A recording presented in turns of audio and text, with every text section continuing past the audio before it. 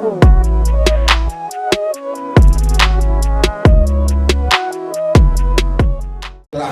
bersama antara saya selaku Wakil Ketua MPR dan anggota DPR RI Dapil Malang Raya dengan Ketua DPRD Kota Malang di rumah dinas DPRD Kota Malang. Saya sengaja mengambil reses pada kali ini, mengambil waktu hamin seminggu menjelang hari raya. Kalau dihitung dari tanggal 18 hari ini adalah H-3 menjelang hari raya menurut kalender Muhammadiyah, atau H-4 menjelang hari raya menurut kalender Nahdlatul Ulama. Jadi kalau NU lebaran tanggal Muhammadiyah lebaran tanggal 21, rencananya NU bersama pemerintah lebaran tanggal 22 April yang akan datang. Jadi kita berada di H-4 menjelang hari raya Idul Fitri bersama-sama dengan pemerintah dan segenap masyarakat Indonesia yang lainnya. Dan saya sudah bersepakat setiap tahun untuk bertemu dengan teman-teman sekalian yang pada tahun kemarin silaturahmi ini masih dengan teman-teman PWI Malang ya. Dan berkat ide besar Ketua DPRD, perlu ada forum untuk mempersatukan semua organisasi jurnalis di Kota Malang ini. Akhirnya alhamdulillah pada sore hari ini berkumpul 7 organisasi wartawan se-Malang Raya. Mudah-mudahan ikhtiar persatuan ini itu sesuai dengan semangat silaturahmi kita, di mana kata silaturahmi itu berasal dari 2 kata, yaitu kata silah dan rahmi.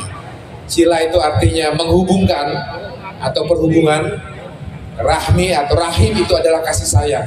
Jadi kita bertemu untuk menjalin silaturahmi kasih sayang di antara kita semua, di antara hamba-hamba Tuhan yang Maha Esa.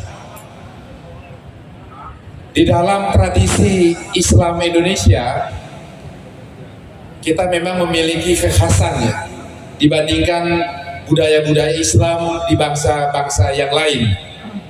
Kita mengenal adanya trilogi ukhuwah, sebagaimana ajaran Hadratus Syekh Kiai Haji Ahmad Siddiq, tokoh Nahdlatul Ulama yang berasal dari Jember, Jawa Timur. Beliau mengajarkan 3 trilogi ukhuwah. Yang pertama adalah ukhuwah Islamiyah, persaudaraan sesama umat Islam. Yang kedua adalah ukhuwah Watoniyah, persaudaraan kebangsaan. Dan yang ketiga adalah ukhuwah Insaniyah atau ukhuwah Basariyah, yaitu persaudaraan sesama umat manusia. Fatwa Kiai Ahmad Siddiq ini sebenarnya mengambil dari apa yang diajarkan oleh para sahabat Nabi, dari Utsman bin Affan, kalau mohon dikoreksi Pak Kiai, yang mengajarkan bahwa kalau engkau bukan saudaraku dalam iman, maka engkau adalah saudaraku dalam kemanusiaan. Nah, wujud persaudaraan kemanusiaan inilah saya kira yang salah satunya menjadi tradisi bangsa Indonesia, sehingga yang namanya buka puasa itu sudah menjadi tradisi budaya Islam Indonesia yang mungkin tidak kita temukan di negara-negara Islam yang lainnya. Dalam acara buka puasa bersama ini, baik umat yang beragama Islam maupun yang bukan beragama Islam sama-sama mengayu bagio, ikut merasakan kebahagiaan tradisi umat Islam menjalankan buka puasa bersama. Seperti Pak Maderian ini, tokoh Hindu Bali yang menjadi ketua DPRD di Kota Malang, membangun tradisi buka puasa bersama, meski beliau kadang-kadang puasa, kadang-kadang tidak puasa. Yang kedua, tradisi halal bihalal. Nah, tradisi halal bihalal itu juga adalah tradisi Islam Indonesia yang sebelumnya tidak kita temukan di negara-negara Islam lainnya, termasuk di Saudi Arabia atau negara-negara Islam yang lainnya. Karena tradisi halal bihalal itu diperkenalkan pertama kali oleh Presiden Soekarno ketika tahun 1948 sebagai seorang kepala negara, karena pada waktu itu sistem pemerintahan kita sudah menjadi sistem parlementer. Bung Karno di tahun 48 itu sudah menjadi presiden kepala negara, sementara presiden kepala pemerintahan dijabat oleh Perdana Menteri. Pada saat itu Bung Karno berusaha untuk mendamaikan para elit politik bangsa atau elit bangsa yang baru 3 tahun merdeka, tapi banyak elit bangsa pada waktu itu berselisih paham, kemudian bahkan saling bertikai satu sama lain untuk mempertahankan pendapatnya dan gagasan-gagasannya tentang Indonesia yang memang baru 3 tahun merdeka. Bung Karno sangat khawatir negara yang baru seumur jagung merdeka, sementara Belanda bersama sekutunya berusaha menggagalkan kemerdekaan Indonesia dengan melakukan agresi militer yang pertama dan yang kedua.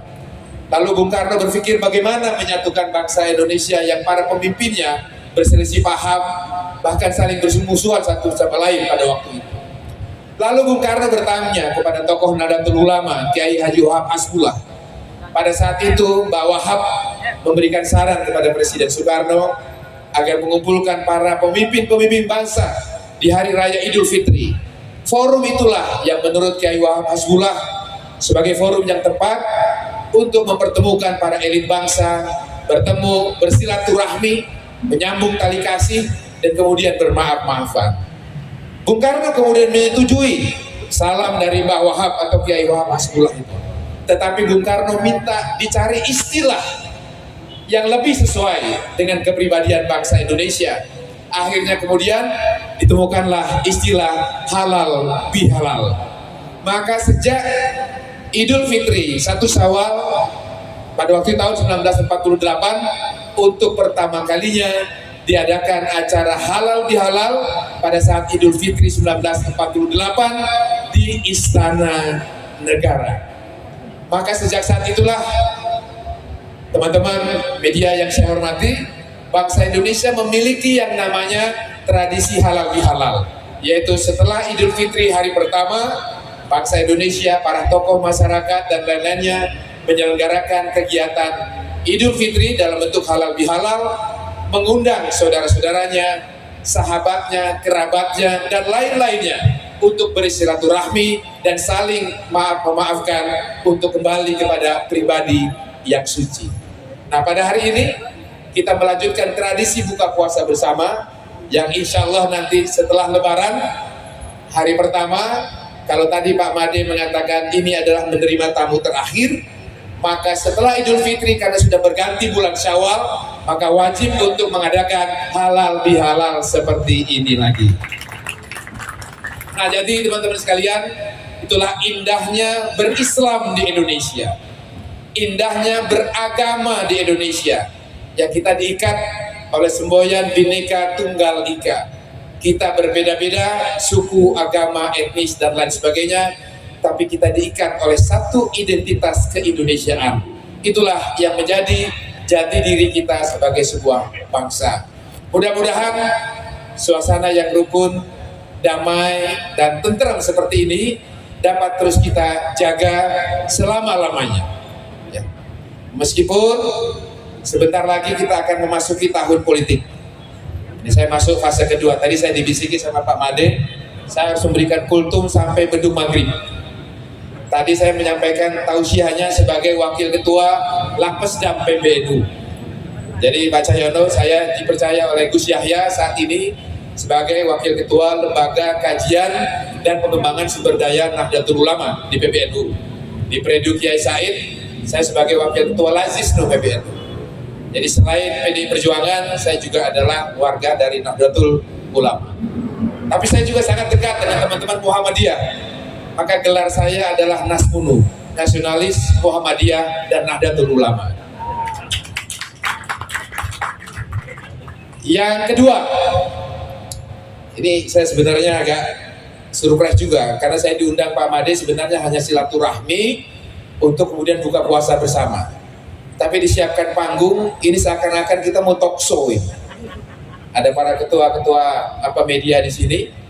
Tetapi saya yakin rasanya tidak afdol kalau ratusan para jurnalis bertemu dengan pimpinan lembaga tinggi negara seperti saya di MPR RI dan di DPR RI, dan Ketua DPP Partai Pemerintah yang keputusannya sedang ditunggu-tunggu oleh rakyat Indonesia, tidak berbicara isu-isu politik kontemporer.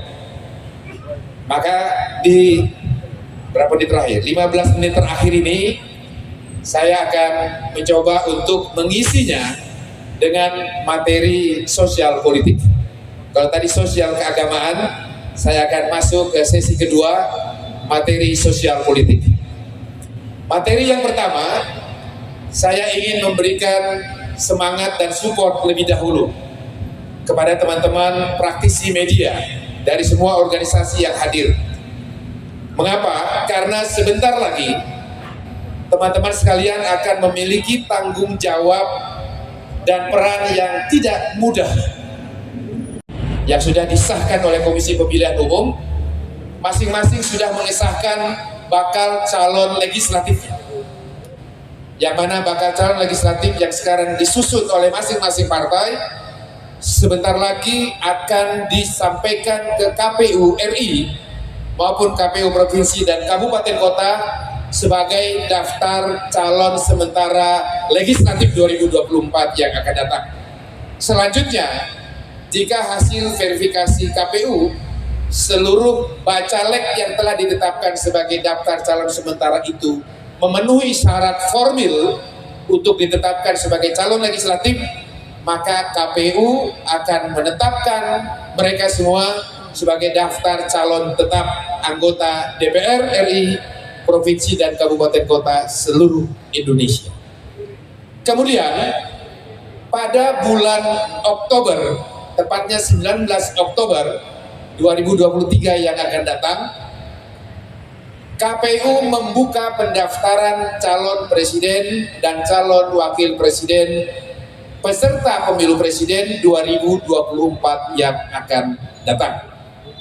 Jadi kalau dihitung dari saat kita mengadakan pertemuan di bulan April ini, berarti setidaknya masih ada sekitar 6 bulan lagi pendaftaran calon presiden dan calon wakil presiden yang menurut ketentuan pasal 6A ayat 2 Undang-Undang Dasar 1945 diusung oleh partai politik atau gabungan partai politik. Perlu saya sampaikan kepada teman-teman juang sekalian, mengapa PDI Perjuangan sampai dengan saat ini belum juga memutuskan siapa calon presiden dan calon wakil presidennya. Ada beberapa pertimbangan yang menjadi pertimbangan dalam hal ini, tentu saja pertimbangan Ketua Umum PDI Perjuangan Ibu Hajah Megawati Soekarno Putri selaku pemegang mandataris Kongres PDI Perjuangan yang diberikan hak prerogatif untuk menentukan calon presiden dan calon wakil presiden dari PDI Perjuangan, yang salah satu pertimbangan utamanya adalah Ibu Mega tidak menginginkan pemilu dimulai lebih cepat dari seharusnya. Saya ulangi, Ibu Mega tidak menginginkan pemilu, terutama pemilu presiden, berlangsung lebih cepat dari yang seharusnya. Lebih cepat dari yang seharusnya maksud kami adalah masa kampanye pemilu presiden 2024 oleh DPR RI, KPU RI dan pemerintah telah sepakat dipangkas masa waktu kampanyenya. Kalau di pemilu 2009 masa kampanye itu selama 6 bulan 3 minggu, tetapi pemilu 2024 yang akan datang sengaja kami pangkas menjadi hanya 2 bulan 2 minggu.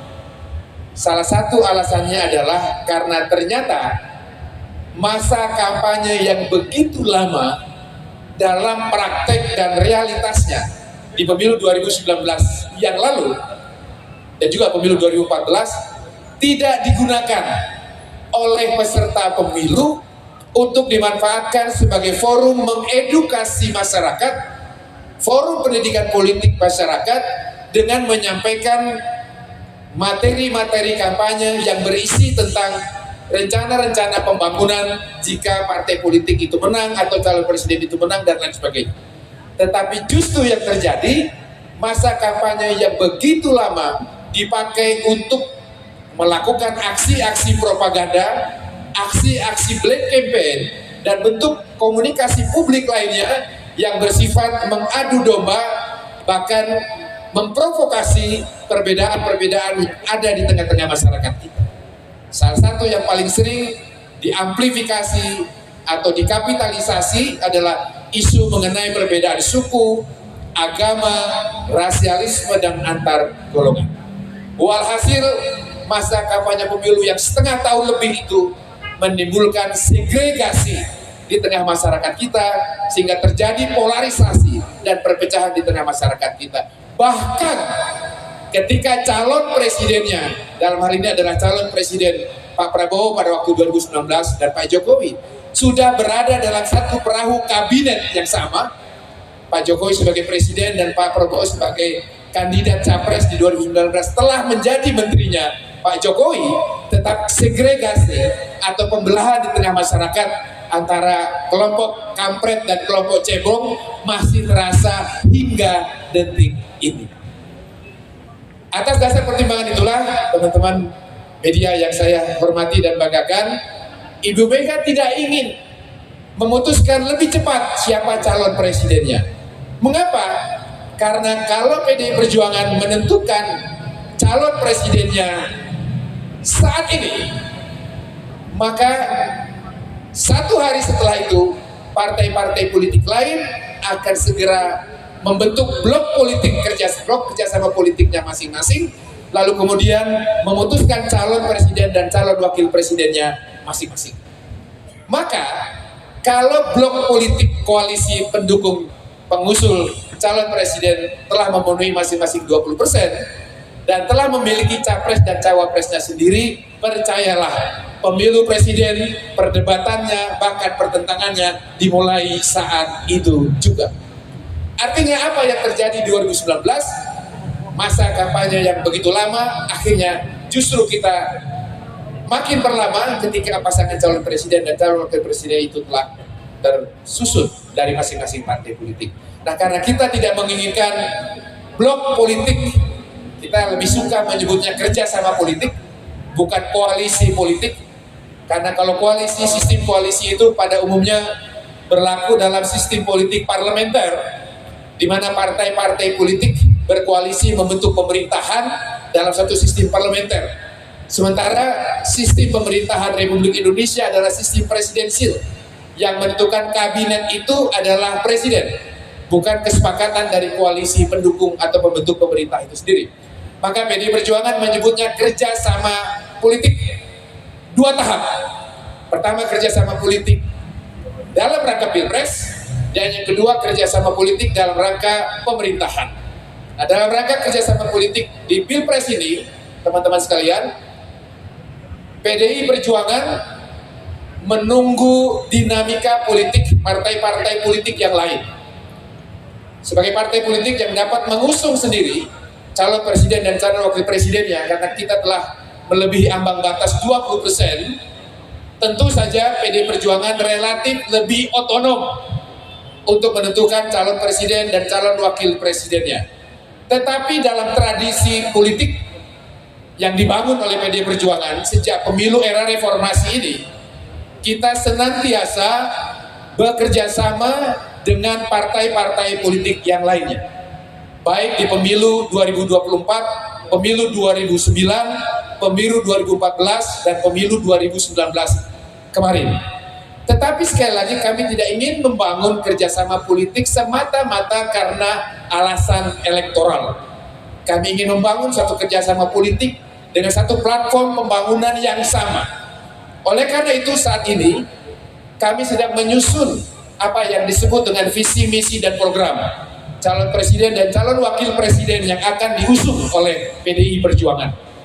Karena kami menyadari perjuangan PDI Perjuangan yang dimandatkan di pundak saya sebagai wakil ketua MPR dari fraksi PDI Perjuangan untuk melakukan amandemen terbatas Undang-Undang Dasar 1945 untuk menghadirkan garis-garis besar haluan negara, yaitu konsepsi pembangunan nasional di era Undang-Undang Dasar sebelum perubahan belum dapat saya lakukan karena terlalu banyak noise atau gangguan-gangguan yang mungkin saja jika perubahan Undang-Undang Dasar itu kami lakukan di MPR, ada pihak-pihak yang ingin memanfaatkan momentum perubahan undang-undang secara terbatas itu untuk merubah pasal-pasal yang lain di Undang-Undang Dasar, termasuk diantaranya pasal tentang masa jabatan presiden dari 2 periode, ada yang menginginkan dirubah menjadi 3 periode.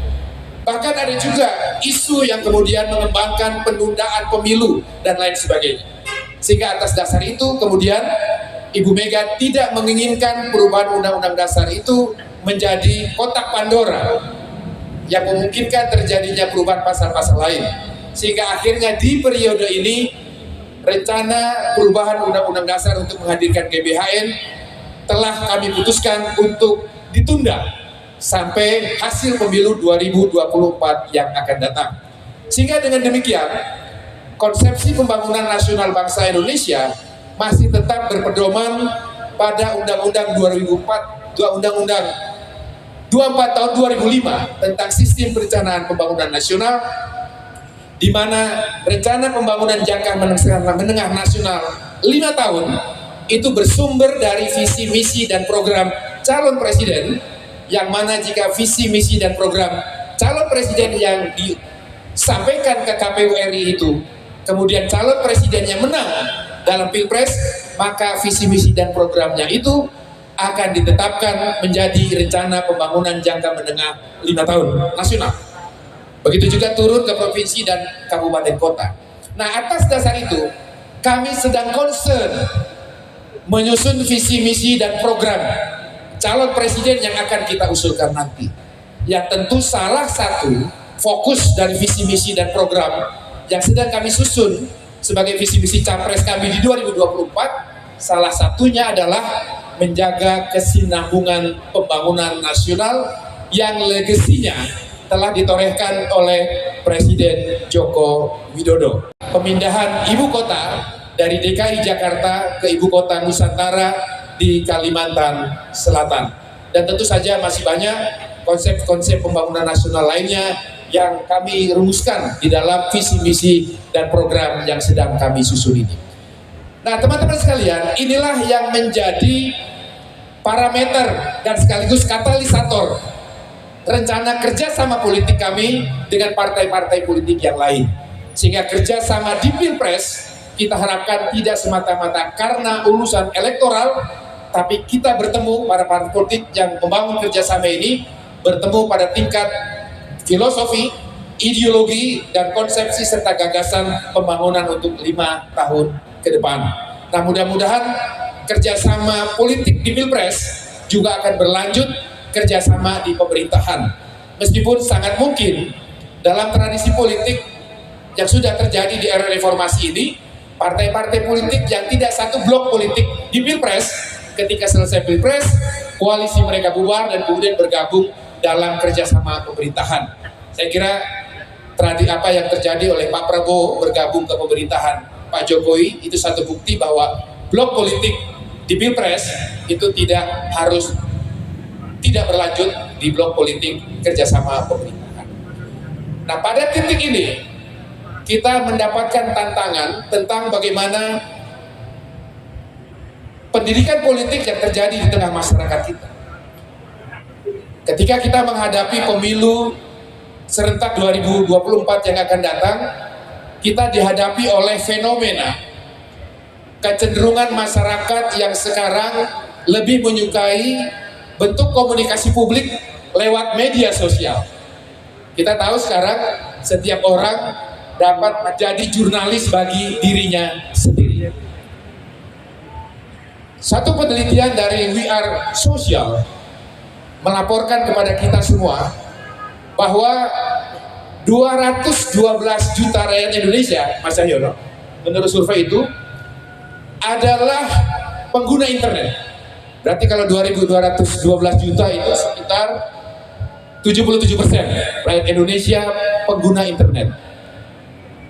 Dan Indonesia masuk 10 besar negara di dunia pengguna media sosial. 10 besar. Bangsa Indonesia ini tercatat sebagai pengguna media sosial.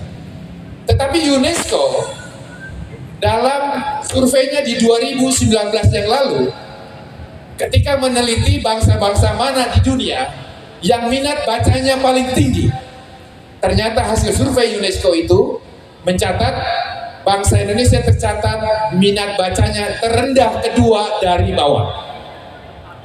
Dari 66 negara yang disurvei, bangsa Indonesia menurut survei UNESCO nomor 2 terendah minat bacanya dari bawah.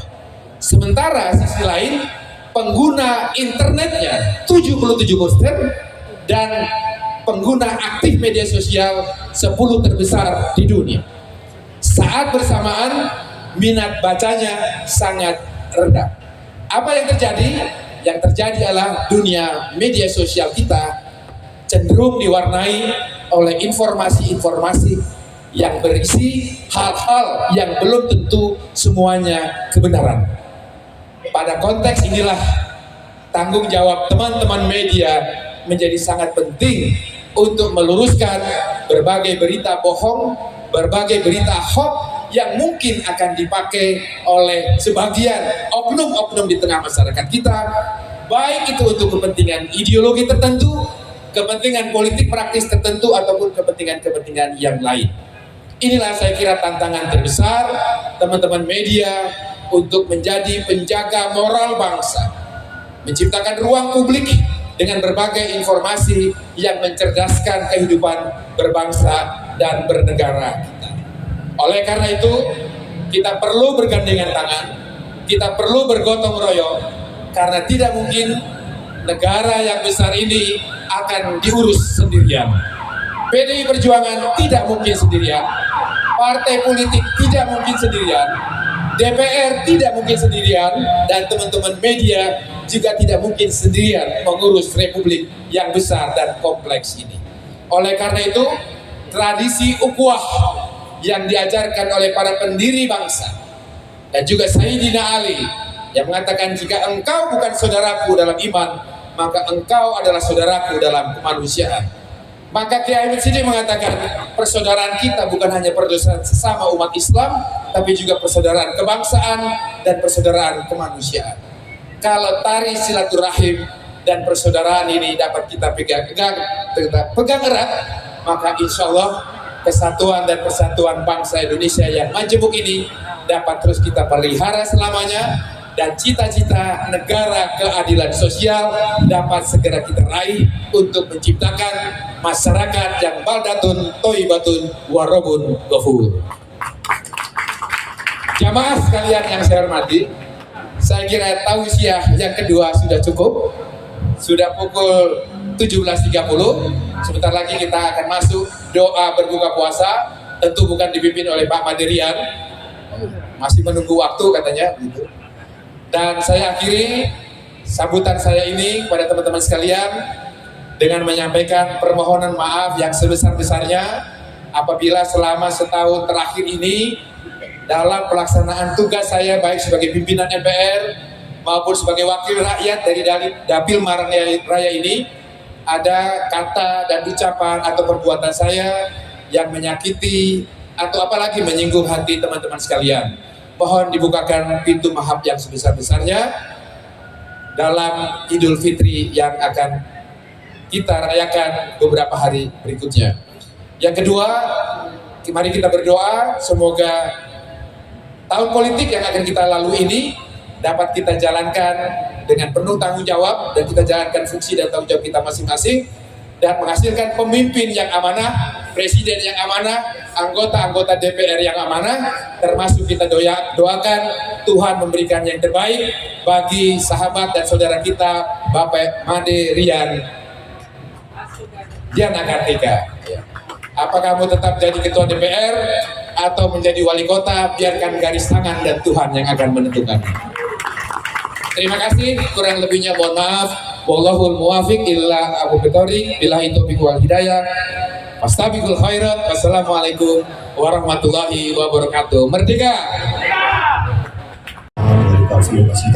Ya Rabbana lakal hamdu kama yanbaghi li jalali wajhika wa sultanik. Inna nas'aluka al-huda wa tuqa wal afa wal ghina. Allahumma arinal haqqa haqqan warzuqna ittiba'ahu wa arinal batila batilan warzuqna ijtinaba. Allahumma iftah 'alaina fatihal arifin bi hikmatika fansurna 'ala man ya dzal jalali wal ikram. Allahumma salimna dari Ramadan wa salim Ramadan wa salim. Allahumma inna afuwwun karim tuhibbul afwa. Allahumma inna afuwwun karim tuhibbul afwa. Allahumma inna afuwwun karim tuhibbul afwa ya Rabbana. Rabbana atina fid dunya hasanah wa fil akhirati hasanah wa qina adzabannar. Assalamu alaikum warahmatullahi wabarakatuh.